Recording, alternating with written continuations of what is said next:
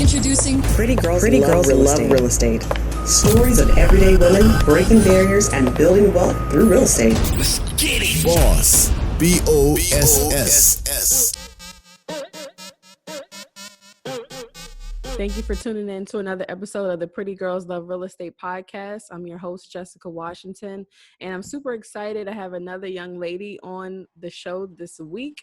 She is a realtor in the Bay Area, but she's from Detroit, Michigan, and I just want to talk to her about a couple of great things today. First and foremost, her name is Jazmine Ransom. Hey, Jazmine, how are you? Hi, how you doing? Thank you for having me. Of course. Thank you so much for coming. And so when I first connected with Jazmine, we were talking about a lot of things that she had going on so far in a real estate journey. And she told me a lot of interesting stories.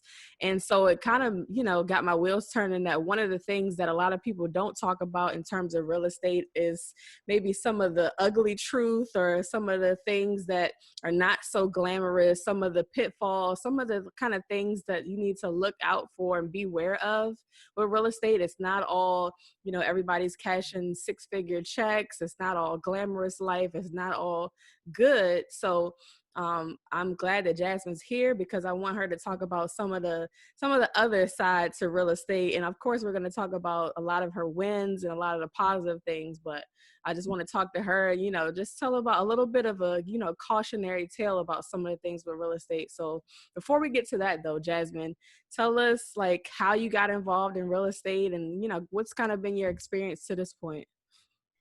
Okay. Started with him when I was around 16. And later I was like, you know what? I think I want to, own property. I want to own my first home by 21. And I started creating like all these, great goals and all. But, you go to college, get a little distracted, goals change. So I interned for this real estate attorney out of Chicago. And that's how it all started. It started there. And then that was for one summer. And then the following summer, I landed an internship with Deloitte. So for those who may know, Deloitte is one of the top 4 accounting firms in the world. I'm not sure if they're still labeled as number 1 or number 2 now, but they're part of the Big 4.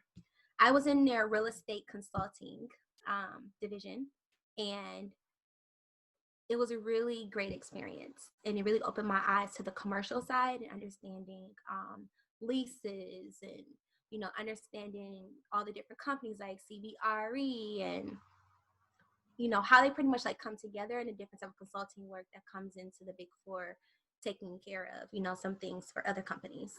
So I started learning quickly. I was like, well, I think this is where I want to go because I love being able to see and touch, things. And I never in this world would have thought I was going to end up being a real estate agent. You could have told me I was probably going to end up in commercial somewhere, doing real estate consulting, traveling to other companies, negotiating leases, negotiating projects and development. I did not know I was going to take this route, but that's pretty much how it all started. That's how I got into real estate. And from there, it's been just going up. Okay, cool. So how did you get from Detroit, where you're from, over to the Bay Area? Ooh, goodness. Okay. So I didn't exactly come from Detroit to California. I actually used to live in South Carolina. So I've lived a lot of places. I've lived outside the country, and I've lived in about 3-4 states. Sound like me. Just moving on around. It's like the best thing ever. But when I was in South Carolina, I applied to get my master's at a school in California, on Halt International Business School. And I ended up getting accepted. And I was like, okay, I'm moving into the Bay Area, San Francisco Bay Area. And I ended up going home for about a month. And then I came to California from there. So that's how I ended up in the San Francisco Bay Area. This wasn't just something that happened. I actually planned it. When we had the whole economic downturn, I was working on a project when I was in consulting, and we worked on foreclosures and bankruptcies. And I started to study the markets and see who was impacted the most from the recessions. And it was leading me between Miami and the San Francisco Bay Area. So I knew I needed to go to school in those areas if I wanted to get into real estate. And I really wanted to go to California. So when I got into the school in California, I was like, okay, I'm in. And that's how I ended up here. Okay, so I know you told me your first experience when you first became a realtor, it wasn't all, like I said, cash and checks every week and doing all this glamorous stuff. Can you tell us a little bit about that experience? Okay. It took me about 4 months to close my first deal. And I closed my first deal, by, joining a team. So I was on a team. And it was a team of three of us, maybe possibly like four, but mainly three of us. And the first transaction was 1.6 million. And it was a great experience. It was very eye-opening. But one thing I learned from that transaction, although you have a team lead, there are other players on the team who's a little more seasoned than you, and they can try to find ways to try to cut you out of the transaction. And what I mean by that is they'll say, oh, we're not contributing as much, or you're not doing such and such as much, just so they can, take over most of the transaction. And being a new agent, sometimes you're like waiting for instruction. You really don't know what to do because, again, you're dealing with contracts, you dealing with the, having the best interest of your clients, and it's just so much that go into the transaction. And sometimes you have to respond really fast, and I didn't really know exactly what were the next steps. I was learning as I was going, and unfortunately there was some things that were discussed, and I almost ended up losing out of being out of the transaction, honestly. And I didn't really truly understand how the commission structure worked. And honestly, I'm very grateful for that experience, because some people have all these grand experiences, like I'm cashing checks every week, I'm making all this money, and they hit a roadblock and they don't actually know how to pivot and how to handle the situation. They think blowing up is the best way to handle things, and it is not. You always want to make sure you're able to keep, calm, have some poise about yourself, and try to come to a common ground. And I learned that early on from having that run-in with that one agent on my team who tried to cut me out of a deal. So that was my Right. first experience. And you know what? I want to also talk about, because a lot of people now are interested in getting their real estate license. And it's so funny and also not good that when you take like that real estate class, they teach you like very like technical vocabulary and like different laws about real estate, but they don't really teach you anything about how to be an agent, how to do marketing, how to just deal with the politics of being with a brokerage, how to select your brokerage. So that's a lot of stuff that you kind of have to just learn by doing and experiencing it. And then, like you said, when you're a newbie and you're working on a team, you kind of just are going with the flow of whatever your team leader is saying. And if they're leading you to a not so good place, it's like, that's not a good experience for people that are new. So what are some of the, I guess, advice that you would give for somebody that's really just green, they're just starting out, they have their real estate license, and they're trying to figure out how to select a good brokerage or a good team to be on? Okay. For one, I want to add a little something in there that's past a little bit of your question. It doesn't take much to be a real estate agent. Meet a heartbeat, take a class, get a license, and then someone Right. good up a working car. Okay. If that doesn't tell you enough, Mm-hmm. that's how you have to be very careful. There are all type of people in this industry. A lot of people are very selfish and all for themselves.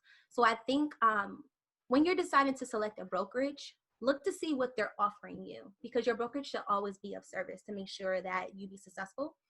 You want to make sure you ask what your desk fees are going to be, what your commission splits are, how much you have to bring before you can hit a certain commission split tier. How can you actually be involved in the community? Because as realtors, people forget we're not just here selling property. It's our job, it's our duty to be fully, rooted in the community. We're changing lives. We're impacting people's life every single day, helping them achieve their dreams and their goals through real estate. People don't understand. They think it's, oh, I'm just buying a house, it's a liability. I listen to Real Kiyosaki's understand it's more of a liability than an asset. No, if you know how to move money, you know how to actually make real estate work for you, you can have tremendous, tremendous opportunity and wealth for not just yourself, but also for your family as well. And actually a lot of financial freedom, to create opportunities for others. And I think that's what separates my brokerage from a lot of other brokerages, because they're really uprooted in the community. They're really invested in their Mm-hmm. agents, in the technology, having that one-on-one face-to-face. And people had to honestly be honest with themselves of what they truly want. I think for anybody who has a real estate license should ask themselves, do you want to go into the office? Do you like people? And I know it sounds weird asking yourself, do you like people when you're going into real estate? But it's just like any job. Like, do you want to politic and network, or do you want to just keep things really simple? You only want to deal with your clients. If so, there are brokerages people like you. There, people don't know that there's a cloud brokerage, really known, well-known cloud brokerage. They're trying to solicit agents from everywhere. They're offering, stock options. They're offering so many things to give agents opportunity to, accumulate, multiple streams of income. But again, you have to ask yourself what it is that you want. You have boutique firms. You have the really large firms. So people, when you go in the door to meet your manager, make sure there's a fit. Don't just go after the name, because when your clients hire you, they're not hiring you for the name. They're hiring you for your skill set and the value that you bring. And I think people tend to forget that. So if you want technology, go for the company that's with the best technology, but also make sure that there's a good culture fit. If it's not, find another brokerage, because you want to feel like home. Because I'm telling you, in the middle of a transaction is nothing worse. Being in the middle of a transaction, you have no one to call. And you have to, anybody in real estate should know time is of the essence. So yes, you should be able to have that sense of community. And I know in my brokerage, I love my company. And I work for Intero. So very community oriented. There's not one agent. Even if I can't reach my own manager, I can reach another managing VP and they will answer the phone for me. They will help me with a transaction. My transaction will not just, don't fall apart. And I think that's the most important thing. People will tell you that, oh, this company is great. No, actually talk to top producers, ask them what they need to be successful, and see if that company can offer you that. Are there mentorship programs? There are just so many components that go into selecting a brokerage. absolutely. And I'm glad some of the things that you touched on basically is the power of relationships and networking, which is something we talked about before as well. Cause it's like, people do business with people they like, people that they've built a relationship with. And you also touched on like the importance of kind of just building a pipeline. Like every person that you talk to and interact with is not necessarily ready to buy like right now at this moment, but it's important to just still continue to develop those relationships, because they'll ultimately turn into fruit maybe later on down the line. So you can just talk a little bit about your experience with that and kind of just dealing with people that may not be ready right now, but those relationships paid off in the long term. Okay, so I'm going to touch on a few. When I first entered the real estate industry, my uncle's an investor. He told me, never judge a book by its cover. Anyone who's in real estate know that if you're watching Selling Sunset, you watching HGTV, anything you watch, people are going based on what they see. If they see you drive a fancy car, or you have to fly a suit, or you're a designer on, then you must be super successful. That's not always the case. But I would like to urge this. Be careful how you treat people. Absolutely. Be very careful. So just because a person don't look like they have it all together right now, it don't mean that they don't. So I had one agent tell me once, I was telling this agent, asking for advice. And he told me, oh, well, this person's like, they don't even have any money. Like, maybe you should just not even take them seriously. Fast forward, closed on this client. Oh, don't worry about this person. They must not, be serious, or they weren't pre-approved. Fast forward, end up closing in cash 8 days later, to be exact. So people should, again, be careful how you treat people. Even when I'm giving other people referrals, I know people I'm referring you to, they're good. I prep anyone that talks to me. You want to buy real estate, you want to get in the real estate industry, I'm going to prep you. I'm going to give you the good, bad, and the ugly, because I need you to be prepared. I don't like to overpromise and underdeliver. Yeah. So I like to be really upfront. I tell my clients what they can expect when they hire me. If they're not ready to purchase right now, it's okay. Let's get you there. Tell me, how can I get you there? Because again, right, I'm here to be of service, and I like to bring the value. And I pride myself on that. And so far, it's actually worked to be work in my benefit. I've had maybe about 5 people who weren't ready to buy 2 or 3 years ago. And now look at them during the pandemic. Everyone's moving money. Everyone's looking for opportunity. Even one of my friends, he hired me. I referred him out. Took him about 8 months to close a deal. But guess what? It worked in his favor. So it's all about waiting, having patience, and not trying to push your clients to buy things they don't want to buy, not assuming that because of how they dress, they don't have any money, because they're not pre-approved, that they're not serious. Again, you just have to get a sense for people. And even if they may not be doing the things that they tell us a serious client would do in the beginning, just put them on the side and say, you know what, I'm put you on my mailing list, check in with them once a month. That's all it takes. A text message, an email. Even if they don't respond, at least they know you're checking in. And before you know it, Jazmine, I was looking at this house. Can you take a look at it? I would like to read the disclosures.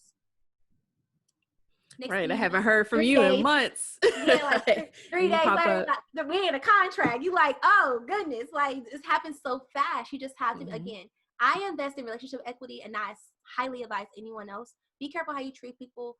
Make sure you invest in those relationships, because I promise you, even if they're not ready to buy, they have someone else who wants to buy. I had a client once who bought a house. She was somehow locked in a contract. Now, this is my fault, I will admit.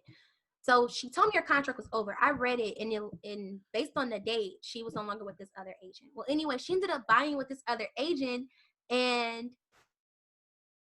I had to tell myself, don't be upset. It's okay. It's okay. It wasn't time. And honestly, she was buying really far from where you were trying to go anyway, so just let it go. Ask me how many clients has she referred me. Absolutely. So most people who want to have a fit, they get upset because their friend don't use them or their friends are referring them business. Trust me, your time is coming. You have to be patient. You have to invest in the future, not necessarily right now, because after you eat up everything that's right now, you don't have any reserves that's going to come back full circle in the future. So again, relationship equity. It's important. Yes, ma'am. You got to sow those seeds and then they, grow into fruit later. Absolutely. So what are some of the things that you're looking forward to as far as your business in the next, maybe year or so? What are you looking to get accomplished for yourself coming in the future?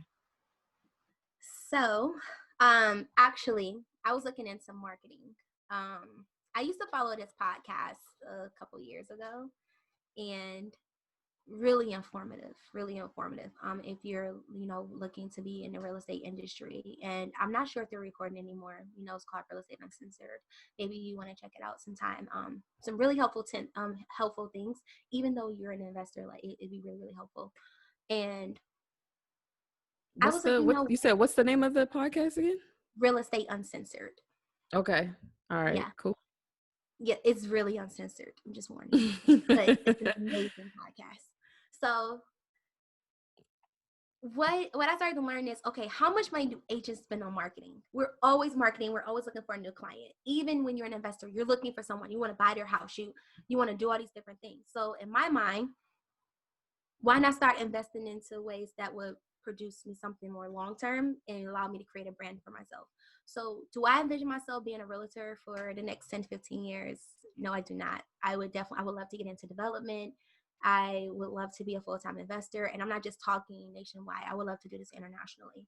And I want to be able to give back to up and coming people, because people don't understand real estate holds some of the most wealth. Most of the wealthiest people in the world gain their wealth through real estate. And I just want to be able to teach people and let them know that these are the ways in which you can fail in real estate. Anything outside of this, you just got to keep trying. It's a numbers game. Always accept no, always embrace rejection. So my goal is to start a podcast.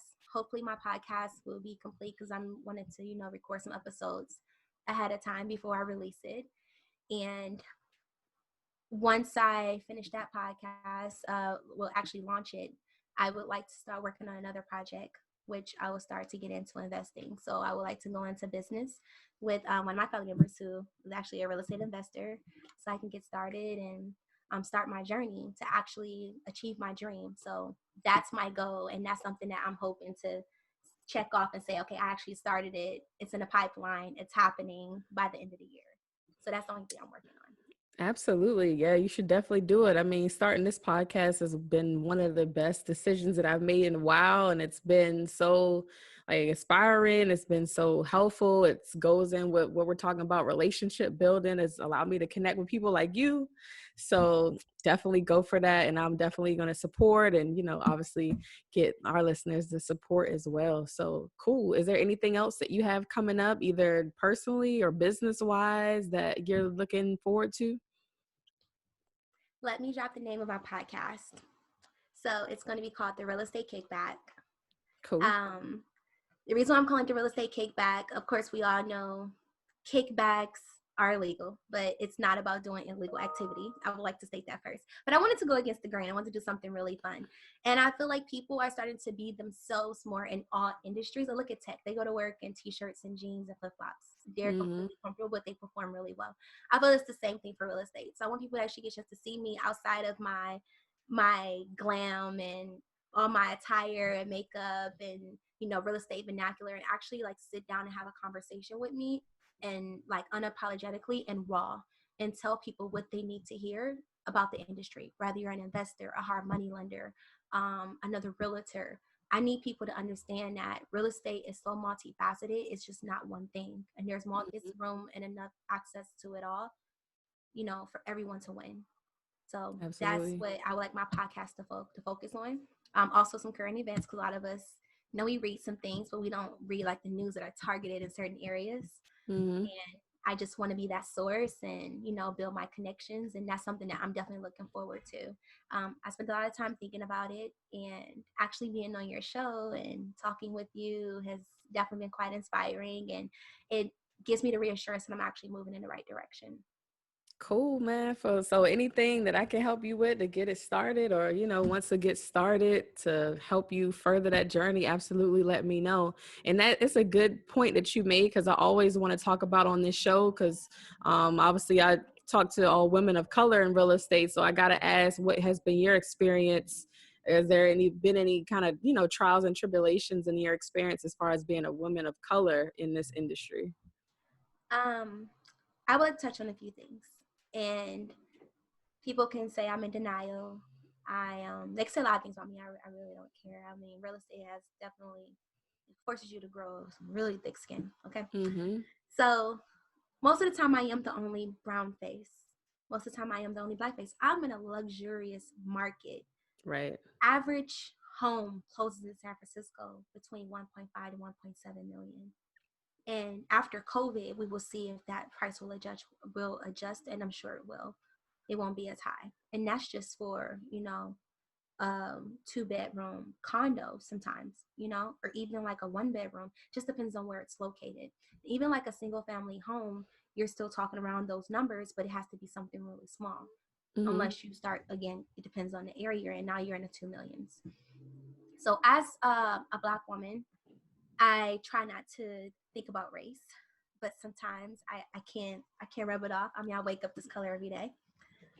I noticed the difference in the clientele. So people who may not know, realtors pick up our clients through open houses. You know, before COVID took all that away, we were doing open houses for other agents. You will host their open house, pick up clients, tell them about the property, just so you can get yourself out. There's like a sense of free marketing. And I noticed people would like me, but they weren't trusting me necessarily. It's like as if they trusted another agent who didn't look like me. Is it that you don't think I would do a well enough job because it's a $2.8 million house? Or is it because, you know, you think I'm trying to double in the deal and work with another agent? I've had people say all types of really interesting things to me, you know? And it's slightly offensive because I've seen my other counterparts not nearly as witty, or, you know, I don't even want to insult anyone's intelligence, but they don't even have like the knowledge, you know, of some things. They're just literally winging it. I mean, most of us are typically winging it, but like I'm talking about truly winging it, and they're closing deals and they're doing stuff and they're doing like no work. And I'm literally doing everything. And I'm trying to figure out like, what am I doing wrong? And I just had to have a hard conversation with myself. Jazmine, you're not going to be everyone's cup of tea, and that's okay. You keep going. And you decide to be a part of an industry where getting told no, you should give yourself a high five, because the more no's you get, the closer you are to getting that yes. So I had to shift my attitude and my mindset, and that came from listening to motivational videos, reading the right books and self-help books, and working on myself, and going to conferences like like Mike Ferry, not Tom Ferry, that's his son, but Mike Ferry conferences. And I had to truly work on myself and realize that, Jazmine, don't take it personal. It's like when someone get angry with you and they go off on you. Don't take it personal. It's something that they're dealing with on the inside. There are people who are going to love you, and there's some that aren't. So in my experience, being a Black woman, I just feel like I've experienced some prejudiceness when the houses start to hit a certain level of luxury. And I'm talking 2.5 million and above. It's as if I'm not that agent. I'm not good enough. I'm not trustworthy enough. And it kind of like hurts because I know that I can get the job done. And when you hire me, you're not just hiring me, you're hiring a team, and you're hiring the brand and the company that I work for. And I work with some phenomenal people who will not let me fail. So sometimes it's heartbreaking, but I have to keep pushing. Yeah, absolutely. I mean, with any industry really, but especially in real estate, like, you know, we've, as far as Black people, it's a emerging industry, I guess, for us. So it's like we've had to work twice as hard to get half as much results like everything else. And it's like, I'm glad that this time in history, everything that's happened in the world, people are getting more educated. People have taken time to just sit down and really consider what's important. So I'm glad that this kind of whole like Black wealth renaissance is taking place. So it's really like normalizing financial education, us, you know, having nice stuff, being around, you know, nice things, and just normalizing being around luxury and having excellence has been amazing. So yeah, it's always going to be those people out there that are prejudiced and feel some type of way. But yeah, I always think about, you know, it's never our business what other people think about us. So you just got to deal with the people that believe in you, that trust you, and, you know, work with them and you'll see results. So it is what it is, girl. But I know you know, you're going to keep pushing, and you've been successful regardless of those folks. So they'll get their comeuppance in the end anyway. Yeah, it doesn't even bother me. I'm like, oh, you don't have to go with me. It's fine. Someone else will. Yeah. Go with somebody else that doesn't know as much as me, but hey, it is what it is. You're lost. Yeah, you're lost. Cool. All right. So anything else that you want to talk about that you have coming up, or any other things that you want to promote? No, I don't have anything coming up that I would like to promote, but I would like to just shed some light on just real estate in general, just some little advice. I know everyone is scared because it is here. Everything is uncertain, but that is the exact reason why you should put yourself out there and take risks. Yes. People who take risks get rewarded. And everyone's talking about, oh, like, you know, all this disconnect between, you know, the wealthy and the poor and the middle class, and is not being any. Well, guess what? For the first time, we almost all have equal opportunity to get in. Almost. I'm not going to say all, but almost. Because there have been some significant things that's happened that has forced people to pivot. And we have something others didn't have back then when the Great Depression happened. We have a good thing called the internet. And you can educate yourself on anything called YouTube. So you can perfect and become knowledgeable in anything that you want. And I just want to express to anyone who's having self-doubt, stop doubting and go get it. Go get whatever you want. You want to learn blockchain? Go learn blockchain. You want to be in real estate? Go learn real estate. You want to get development? Allow yourself to be the student. Go find a professor. Allow yourself to be the student, because somebody's willing to teach you, and somebody needs to work on their portfolio. And if you give someone that opportunity, you will not regret it. So a lot of people who are having doubts about real estate, oh, it's going to crash. I mean, whatever comes up has to come down. Why are you worried about what's going to crash? Go on and get yours now. Okay, you pay $20,000 more for something, but think about what the return will get you. People don't think about building equity, how you can pull equity out, build something else, you know, buy something else. They don't think about, you know, ability to have the HELOC, they consolidate debt. It's just so many positives that come from owning real estate. And I see people really dragging their feet in other states because they're so scared about the market. And I think that if you have a job that, you know, is giving you a sense of security, jump on it now while the money is cheap. Absolutely. Yeah, I totally agree with that. I think, like you said, this is a time in history where a lot of things are changing, and there's no time like the present to get involved in something, learn something new, get outside of your comfort zone, because, you know, obviously whatever you may have been doing before is not going to get you to wealth and that prosperity that you want. So do something different, try a new, try to learn a new skill. And it's very prevalent that you said all of that, because it reminds me of Warren Buffett, and today's his birthday. And he always says so he always says when, you know, people are fearful about something, that's the opportunity for you to jump in while other people are scared to make moves. So shout out to him. And definitely words can't ring any truer than right now. Everyone's scared of what's going on with COVID and all this uncertainty, but this is a time when people are really building generational wealth and building that foundation to change their lives forever. So definitely good, true words. So anyway, let's wrap up here, but I want to take us to the final segment, which is the Fabulous Four. So it's 4 questions that I ask all the guests. So just, off the top of your head, whatever comes to mind. So go for it. The first question is, what is your favorite real estate book? Okay, favorite real estate book. The One Thing.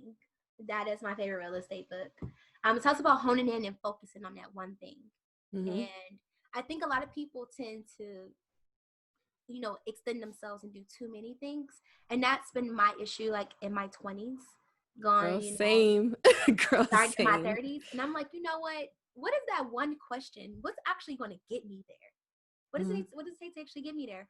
And it may not be necessarily a real estate book, but it was written by Gary Keller. And he founded, Keller Williams. So to me, as a real estate book, if you don't understand, when it comes to real estate, it's a lifestyle. Anything motivational, you need to be reading it. Anything, dealing with personal development, you need to read it, because this is a mindset. It is a lifestyle. And if this is not together and then this is not together, you're not going to make it. Because this industry is not easy, and it is not for the faint of the heart. So I love that book. I'm actually going to read it again. I've been reading so many books, and honestly, I can't think of a year that I've done so much reading. I've read 10 books already this year. Dope.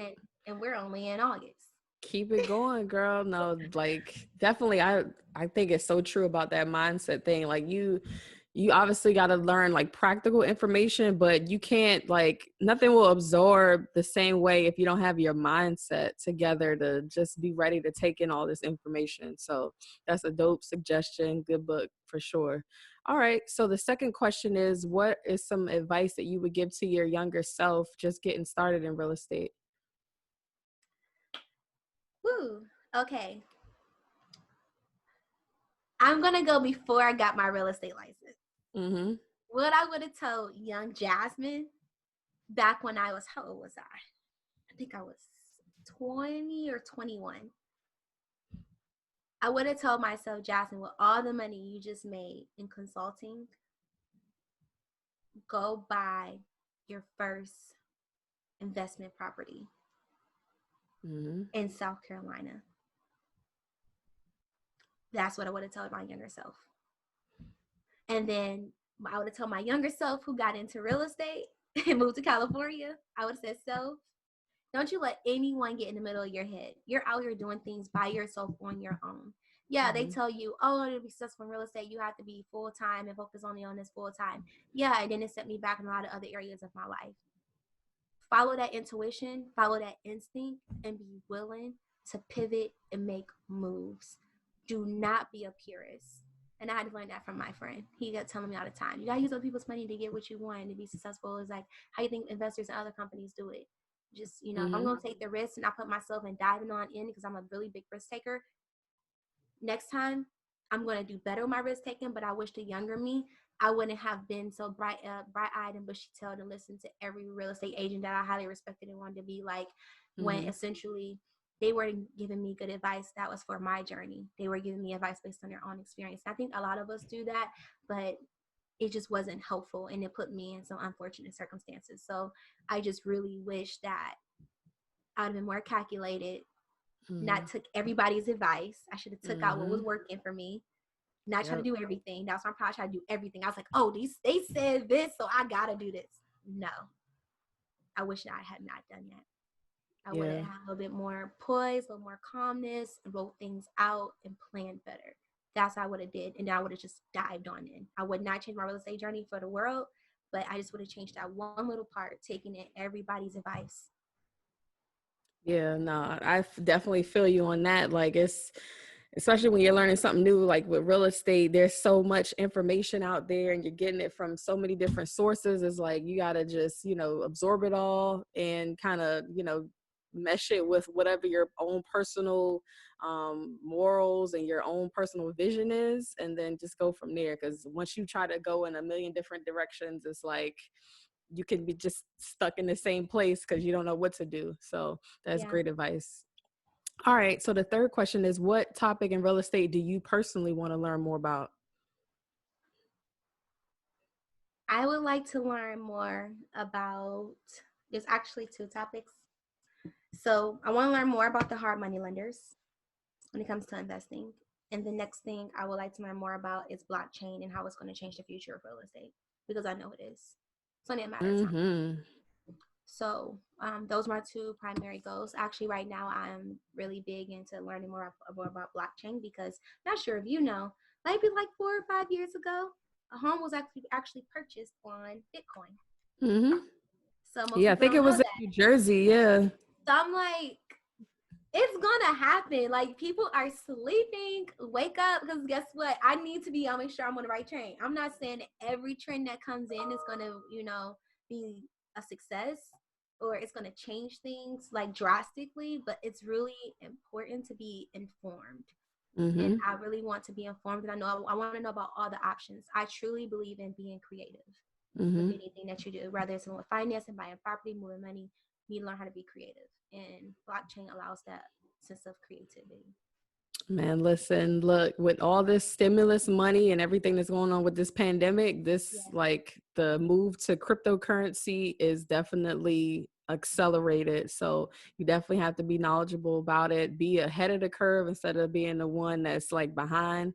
And you're in a perfect place for it. You're in Silicon Valley, where, a lot of Yes. startups and a lot of technology kind of gets developed. So that is definitely perfect situation. So for sure going to keep an eye on what's the future as far as blockchain and real estate, because it's definitely going to be something significant coming down the pipe for sure.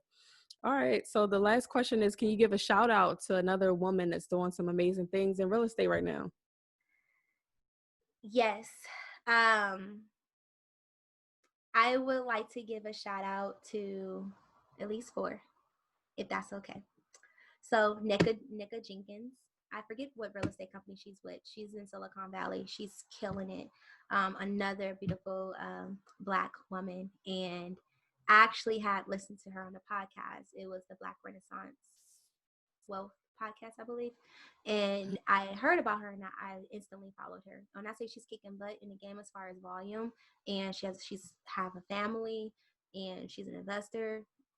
I follow her. I love it. And I find her to be such an inspiration. Tanya Patterson.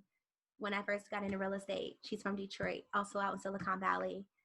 She looked out and she gave it to me unapologetically raw and told me what it was like, not just wearing this color, but also working and being careful of your circle and who and how to put yourself out there to actually gain a business that you want. She also has her own her own real estate brokerage. So that was pretty cool. So I want to give her a shout out.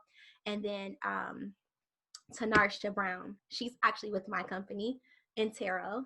We're actually a Berkshire Hathaway affiliate. She is killing it in the game. I think I've seen her close about 5 deals since the pandemic started, if not more. Completely Wow. killing it. Such an inspiration. Another beautiful Black woman. And Lauren Lyrics, not sure if you've heard of her, out of Detroit. Possibly Instagram famous realtor now. Happen to be also one of my sorors, but amazing, such an inspiration. And she inspired women everywhere, not just the fact that she has real estate, but she's always about marriage and building wealth and women being in their bag. Like, don't work to get your MRS before you start to accumulate wealth. Accumulate that wealth before you work on your Mrs. And you can actually have it all. You can have all of you can have anything you want. And that's what I love about her. She's not on the whole we're gonna wear the designers and go out and have a good time. No, she's like, listen, sis, you want success, sis, you can have it. Let's go get it. Tell me how to help you get there, because I'm about to tell you how to be in your bag so you can make sure you have that generational wealth. And all those women I follow, and I want to give them a shout out and say that please continue to do the good work and continue to shine your light bright, because people like myself are watching you and you inspire us in those days where I feel like I want to give up, or maybe I'm not walking in my purpose, which I feel like I am, but some days I have those doubts. I watch people like them, and it gives me that inspiration back. And I'm like, I love what I do.